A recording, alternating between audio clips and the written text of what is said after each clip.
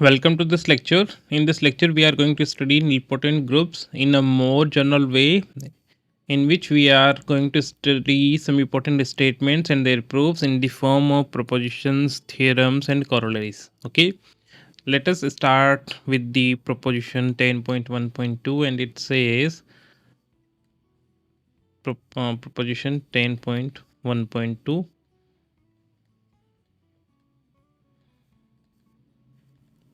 Proposition, it says if G1, G2, and so on, Gn are nilpotent groups, then so is the direct product. Then so is the direct product G equals to G1 times G2 times and so on times Gn. So basically the statement says direct product of nilpotent groups is nilpotent. ये हमने proof करना है।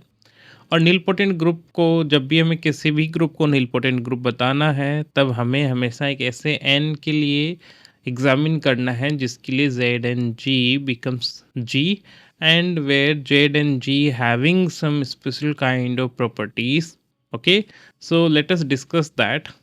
So let G1, G2, and G and so on Gn are nilpotent groups, nilpotent groups, and let G1, हमें पता है G1 cross G2, that is G cross and so on cross Gn, that is defined as x1 comma x2 and so on xn, where each xi is coming from gi and I is running from 1 to n. Okay, so this is the particular structure of the direct product. Now suppose if we want to identify center of zg, then the center of zg will be n tuple of the element in which each particular element is coming from the respective center of the group. Okay, so let me write that. Okay, so an element, which element, suppose a, that is equals to a1, a2 and so on an from g, belongs to the center zg of g if and only if each ai, if and it only if each ai belongs to z gi. Okay, अगर a1 Z g1 से belong करे, a2 Z g2 से belong करे, and similarly an Z gn से belong करे, तो इस case में that a will belong to zg, that means the center of g. Okay, so this is an important statement.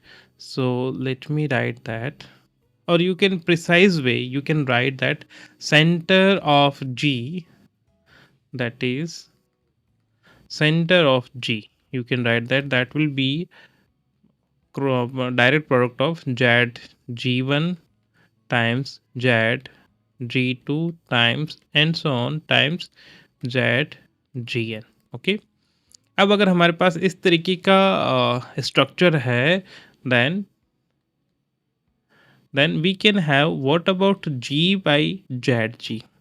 So if we identify the factor group g by zg, then intuitively we can write this will be equals to g by g1 by z g1 times g2 by z g2 times and so on times gn by z Gn. Okay, so this is how you can interpret the center, and due to the center the factor group as well. तो क्या similarly हम हर एक group के लिए उसके हर एक इस तरीके के स्ट्रक्चर के लिए फर्दर सेंटर्स लिख सकते हैं क्या? Similarly, or of course, this is the center of G, and that has to be equals to Z1 G. ये by the definition हमने suppose कर लिया क्योंकि हमने nilpotent show करना है. So this center of G, we call this as Z1 G. Now we need to identify what will be Z2 G.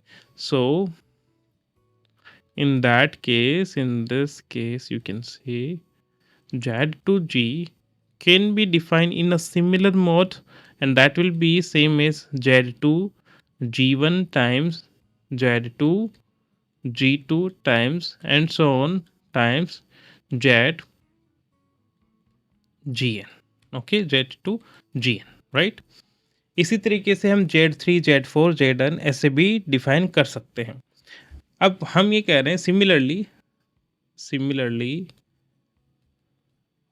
we can write Zi G is same as Zi G1 times Zi G2 times and so on times Zi Gn, right? Now since each Gi is nilpotent, okay, so we must have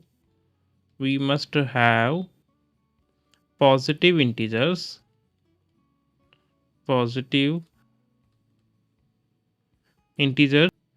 mi, where I is running from 1 to n, such that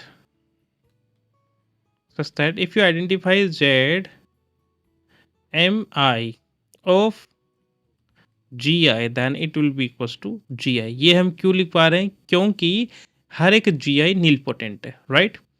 अब हम अगर ये कह रहे हैं nilpotent है, then suppose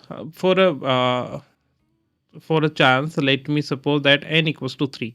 That means we have this scenario that g equals to, we have this one that g equals to g1 times g2 times g3. Okay, now suppose that z5 of g1 equals to g1 है ना, ये m1 की value होगी.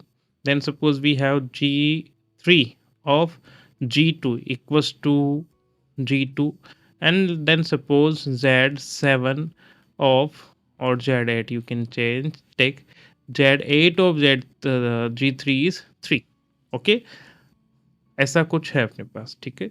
Then in that process if you write the first center, that means Z, suppose you are writing second center, then Z2G will be Z2G1, Z2G2 and Z2G3. Now if you come to the Z3 of G, then Z3G will be equals to Z3G1, Z3G2 and Z3G3, but we know that Z3G2 is G2. So in that case, we are telling that Z3G will be Z3G1 times G2 times Z3 and G3, right? ऐसे ही जब हम fifth step पर आएंगे Z5G, then this first one will be G1, so it will be equals to G1 times G2 times Z3G3. And इसी तरीके से जब हम एट्थ पर आएंगे, then Z8G will be equals to G1 times G2 times G3, okay, G3. So इसका मतलब इस 8 पर जब हम Z8G आइडेंटिफाई करेंगे, so that is nothing but the product of G1 G2 G3 and that has to be equal to G, क्योंकि ये product इसी के इक्वल था. इसका मतलब जो भी इन सीरीज़ की लेंथ है, अगर हम उनका मैक्सिमम ले लें तो वो नंबर हमारे इस G के लिए काम करेगा to be the nilpotent group. Okay, so I'm applying the same statement or same conclusion, same discussion to these GIs. Okay, So now let this M is the